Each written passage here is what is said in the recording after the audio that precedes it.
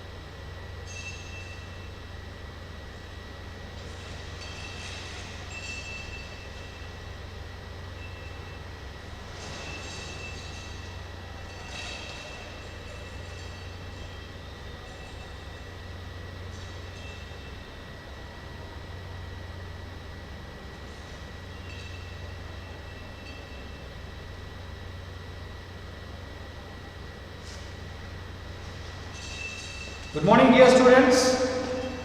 Today we are going to discuss about the color vision.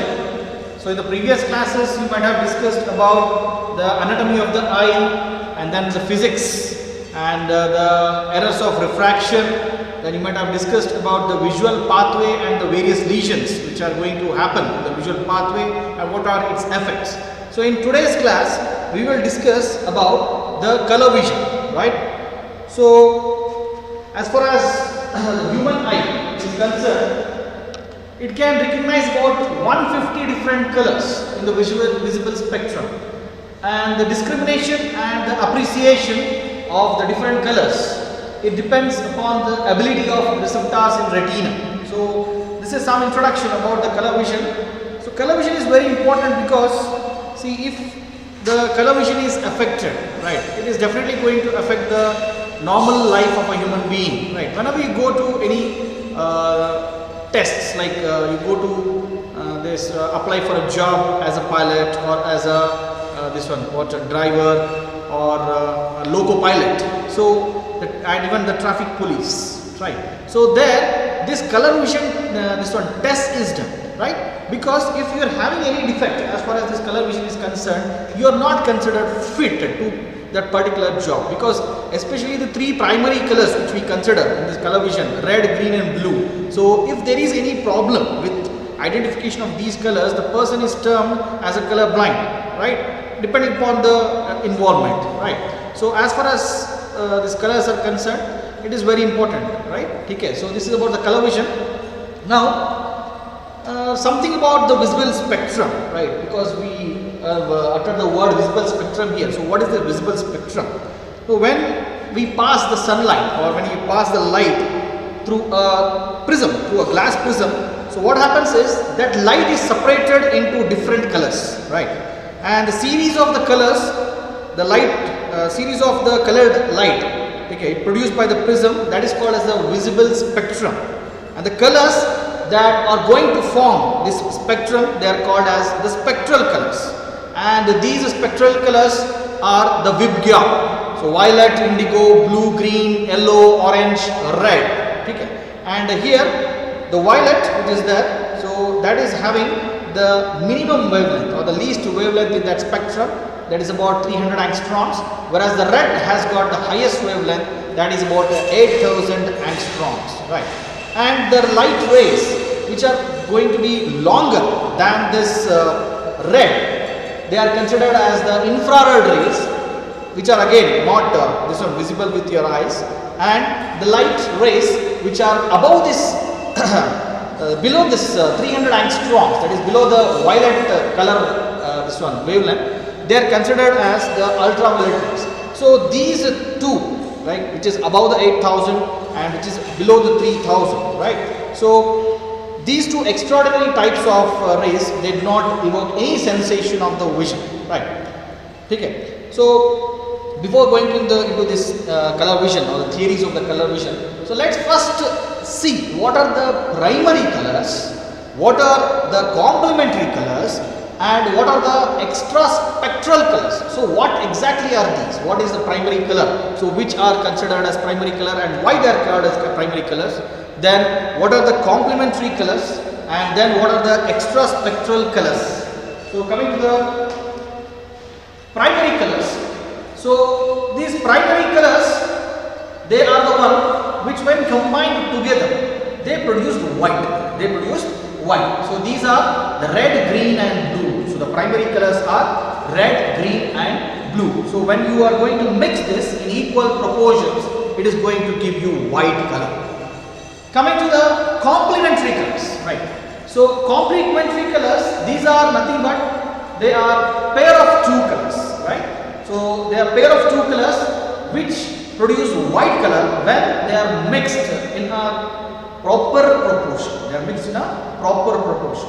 So examples are red and greenish blue when mixed will give white, orange and cyan blue again when mixed will give you white, yellow and indigo blue, violet and greenish yellow combination, purple and green combination. So when they are mixed, they give you white color. But in a proper proportion, they have to be mixed, right? So these are called as the complementary colors. Now, as far as for example, everybody's favorite pink color, right? Especially the females, the color like the pink color. So pink color is not there in the visible spectrum. So it has to be formed by joining this one. What two different colors within the visible spectrum? So these are the red and the white. So when you mix the red and the white, you get the pink color.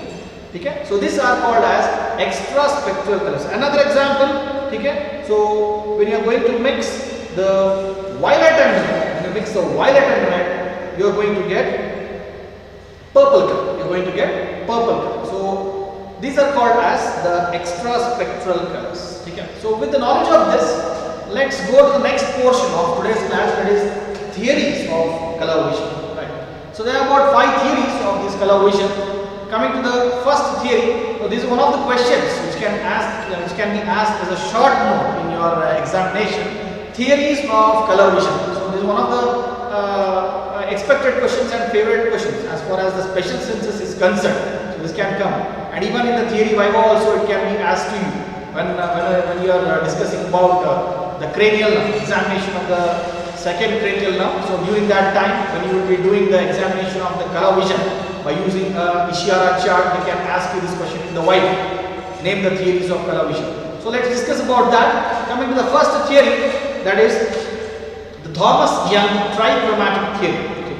So Thomas Young, according to him, retina is having 3 types of cones, and each cone it possesses its own photosensitive substance, and each one cone it gives a response to one of the primary colors, that is red, green and blue. So different sensations are produced, different color sensations are produced by stimulation of various combinations of these 3 types of cones. Okay. So all together, if all the 3 cones are stimulated simultaneously, it will give you white color. If there is any combination, then you get a different color. So that is what is going to happen in this, according to this Thomas Young trichromatic theory. Okay. So this was proposed by Thomas Young. So next came HELMHOLTZ trichromatic theory. So what he did was, he made use of the Thomas Young theory, slightly changed one thing, right? So what he did was, he removed the word, this code, and then he substituted the sensitive filaments of the optic nerve for the cones. Okay. So this is what he did, HELMHOLTZ. Okay. So he took the Thomas Young theory. See, according to the Thomas Young theory, so here retina has 3 types of cones which are having its own photosensitive substance. So what HELMHOLTZ did was, he removed that cones word and he substituted it with the sensitive filaments of the optic nerve. Right. So according to him, the sensitive filaments of the nerve give responses selectively to one or other of the 3 primary colors. Okay. So then there was a little bit of controversy.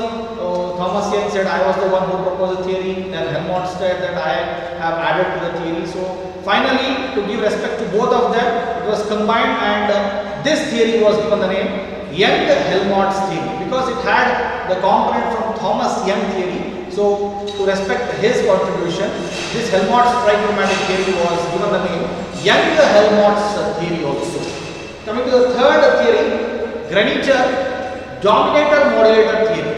So here, GRANIT, what he did was, he observed that the ganglionic cells of the retina, so ganglionic cell layer is present in the retina, it is one of the layers of the retina, they are stimulated by whole of the visual spectrum, and what he studied was the action potentials generated in the ganglionic cells, which are the action potentials in the ganglionic cells which are stimulated by the light are obtained, and he obtained some sensitivity curves. So what he did was, this one, what the light was put on the ganglionic cells, and the action potentials got generated in these ganglionic cells, and following that he got the sensitivity curves, and these sensitivity curves were recorded by using different wavelengths of lights, both in the light adapted eyes and dark adapted eyes. So here one thing is, he recorded the sensitivity curves by making the light to fall on the retina, and he recorded the action potentials of the ganglionic cells of the retina, and he did these things in both the light adapted eyes and dark adapted eyes, and finally he got sensitivity curves. So on the basis of these sensitivity curves, what GRANIT did was, he classified the ganglionic cells into 2 groups, that is, one is dominators and second group is modulators. Okay. So what happened here is, GRANIT, what it did, he put the light on the eyes, right, and when the light falls on the retina, especially the ganglionic cell layer of the retina, so there is development of action potential in those cells, and that gave a curve, right? So that gave a curve. So he did this thing in both the light adapted eyes and dark adapted eyes also, and finally he got the sensitivity curves. Depending upon those curves, he classified the ganglionic cells of the retina into two groups, namely dominators and modulators. So what are these dominators and modulators? So dominators, these are responsible for the brightness of the light, and the dominators for the cones, which respond in the light adapted eye, and a broad sensitivity curve is produced with a maximum response of around wavelength 55 angstroms. And dominator for rods, which respond in the dark adapted eyes, and in the sensitivity curve the maximum response is given at a wavelength of 500 angstroms. Okay? So the ganglionic cells of the retina were divided into two groups by GRANIT. One is dominators and second is modulators. And these dominators, these are responsible for the brightness of the light. So there are two dominators again, dominators for cones and dominators for rods. So dominators of cones, they are giving maximum response. Okay? Maximum response is produced when the wavelength is about 55 angstroms.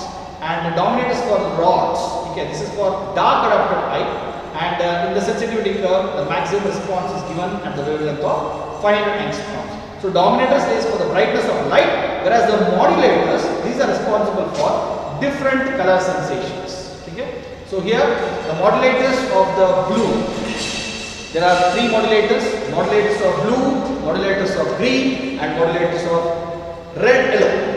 Okay? Three are there. So first one is the modulators of the blue. So these are stimulated by the light with a wavelength of range 450 to 470 angstroms. Modulators of green, which are stimulated by the light with a wavelength of 520 to 540 angstroms. And the third one is modulators of red yellow, and these are stimulated by the light with a wavelength of about 580 to 600 angstroms. So these are the modulators. Dominators are responsible for brightness of light, whereas the modulators are responsible for different color sensation. Now coming to the fourth theory, that is the Hartridge polychromatic theory. Okay? So till now we have finished Thomas Young's monochromatic theory, the HELMHOLTZ monochromatic theory, and then GRANIT modulator and dominator theory. Coming to the fourth one, Hartridge polychromatic theory. So poly is many. So according to this theory, the human retina has got 7 types of receptors, and all these receptors, they are divided finally into 3 groups or 3 units. So first unit is a tricolor unit, which consists of the receptors for orange, green and blue. Second unit is a dicolor unit with the receptors for yellow and blue colors, and the receptors for yellow and blue are complementary to each other. And coming to the third unit, it is another dicolor unit which is having the receptors for red and blue green. Okay? So this is the fourth theory of color vision. So when this first unit is stimulated, the receptors for orange, green and blue will be stimulated, and automatically you will be able to see those particular colors. Okay? And similarly the second unit and the third unit also. Coming to the fifth theory. So this is called as theory of opposite colors. According to this theory, retina is having the 3 photochemical substances, right? And each substance produces the sensation of a particular color by its breakdown or resynthesis. That means if a particular substance it degenerates, you will be able to appreciate a particular color, and if that particular substance is resynthesized, you will be able to appreciate another color. So coming to the first substance is called as white-black substance. So here what happens is, when this white-black substance is broken down, so you will be able to appreciate the white color. Similarly, when this white-black substance is resynthesized, that will give you the appreciation of black color. So this is the first substance.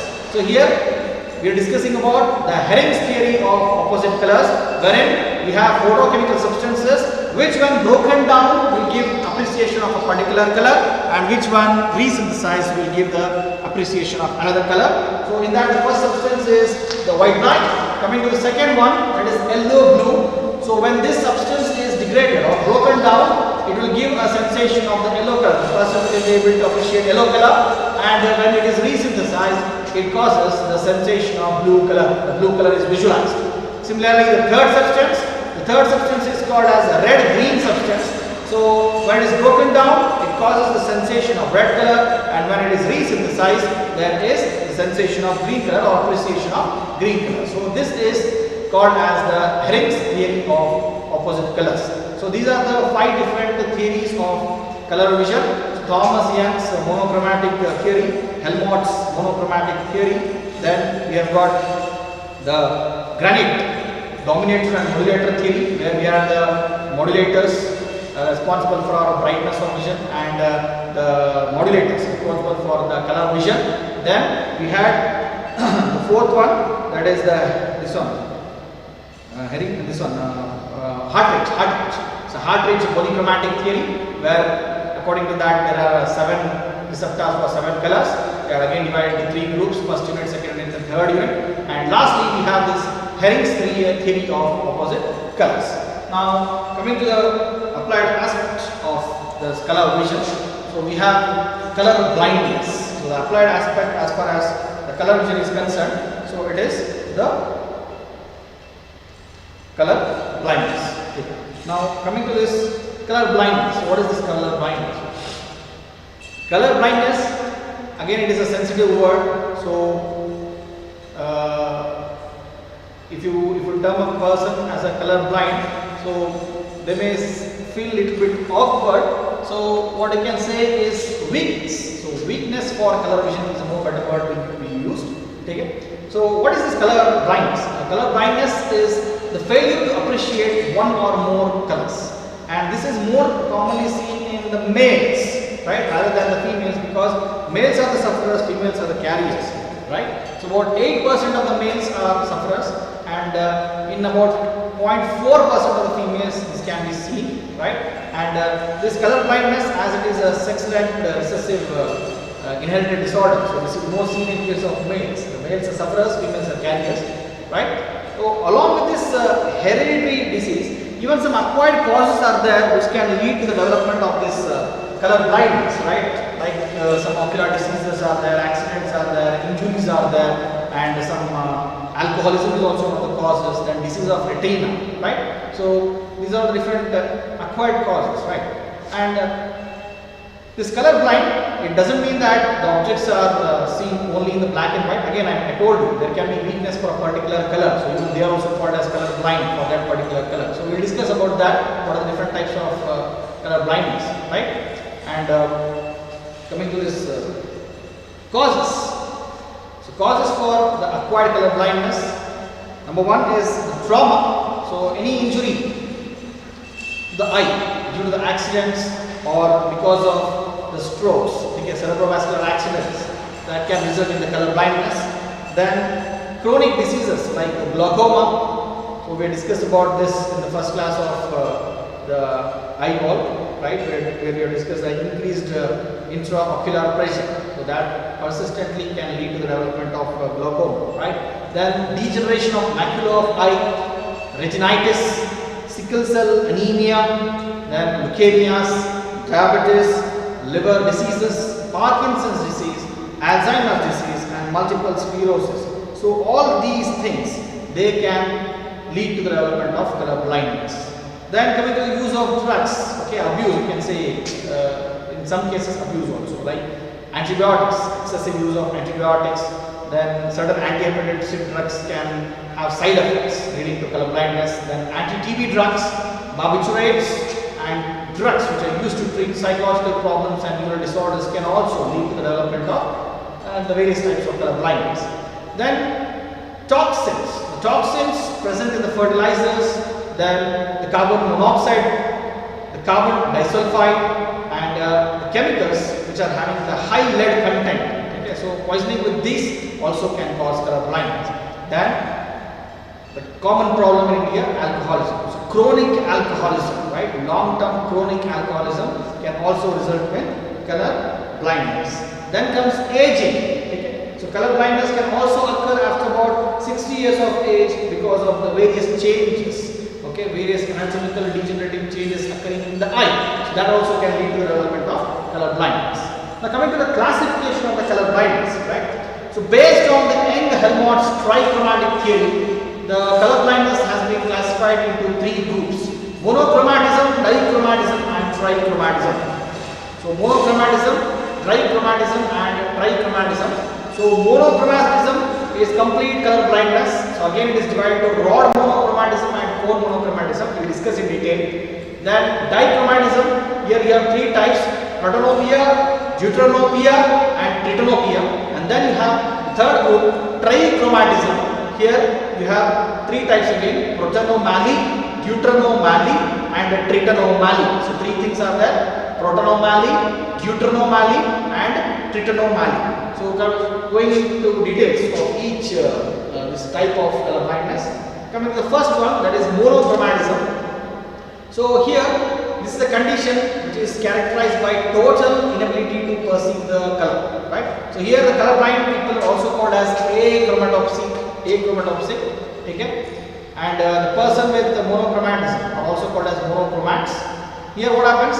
The retina of the monochromats is totally insensitive to the color. So you can say black and white TV here, okay? And they see the whole spectrum in only black and white, right? And some different shades of gray.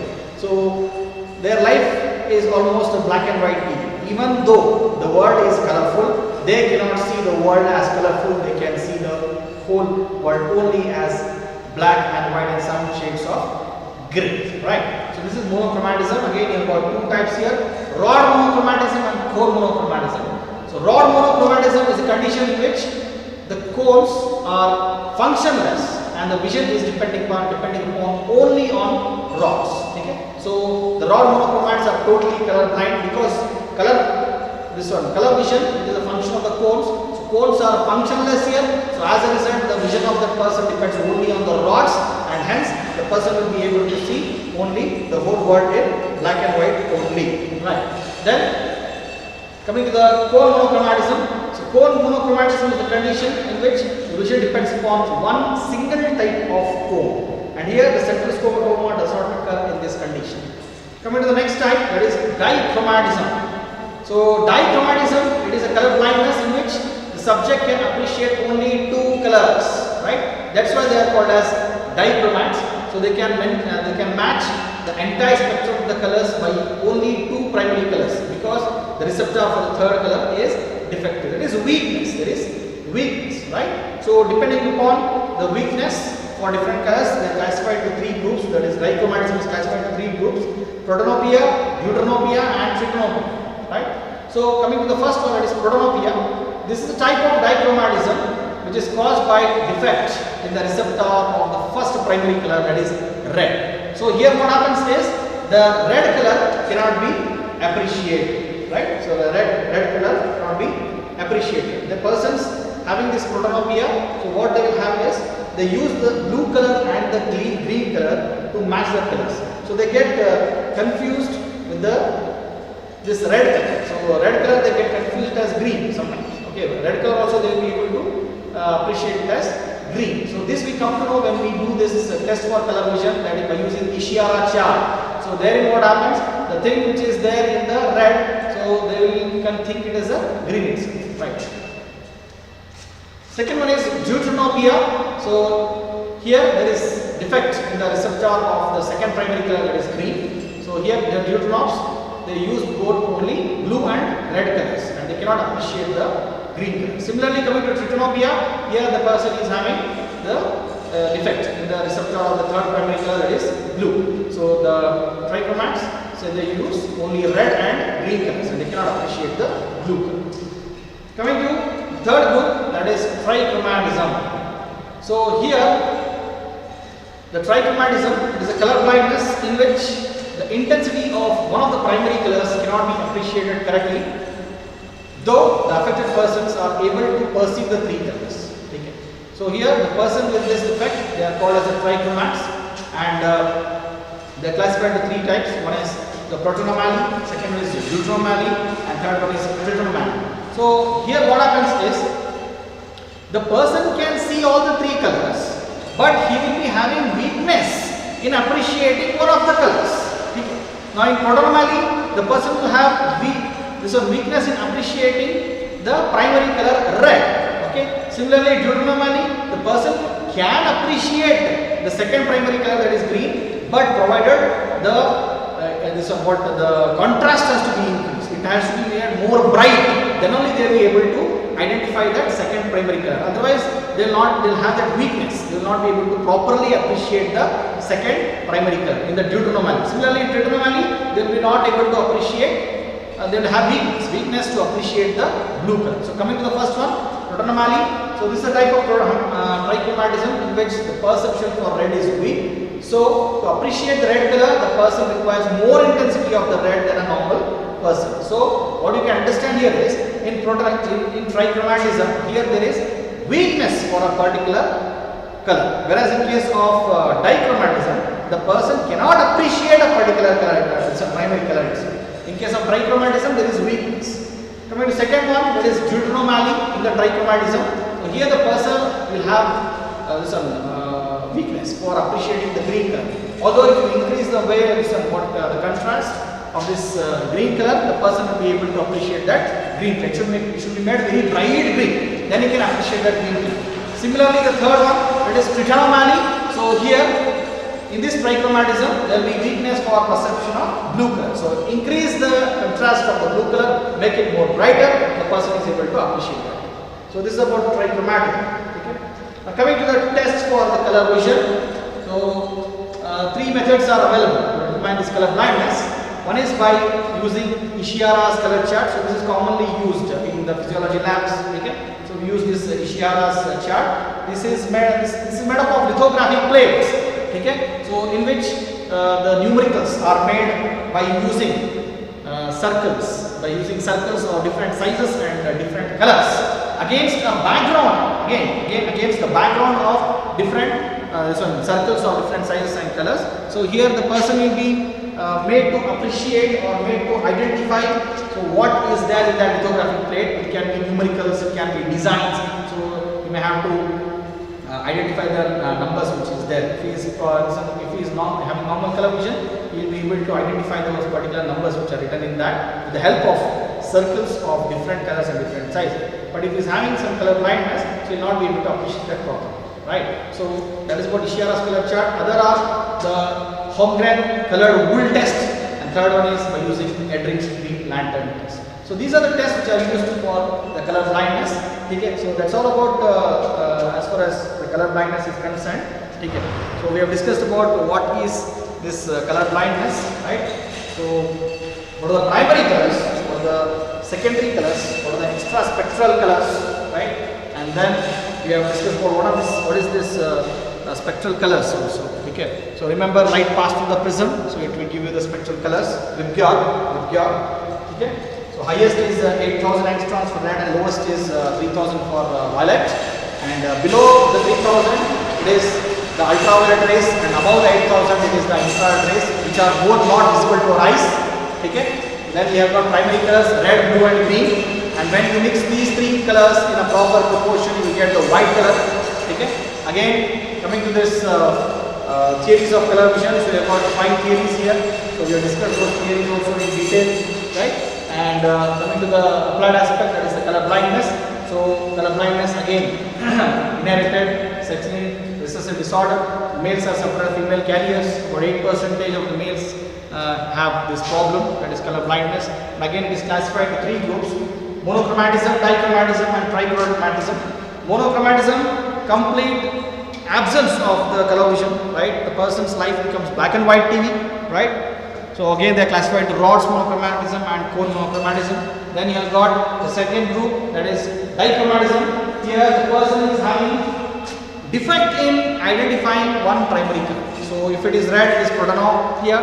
If it is green, it is deuteranopia. And if it is blue, it is a trichronopia.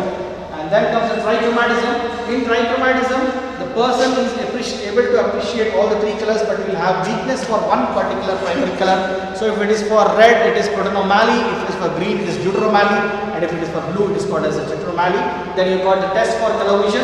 You got Ishihara's chart. You got Holmgren wool test, and you have got the HERING'S green lantern test. So that's all for today's class. So the expected questions from today's class is, one is the theories of color vision. So that can come as a short note for you. Color blindness can come as a short note for you, and short note in the sense 5 marks, and then what are the tests for color vision, that color blindness, test for color blindness, that can come as a 3 marks question for you people. And these things again can be asked as viva questions as far as your theory viva is concerned, and also as far as the practical viva is concerned when you are doing the second cranial nerve examination, that is the optic nerve examination. So that's all for today's class. So have a nice time. Take care, stay home, stay healthy, take care of all the people at your home.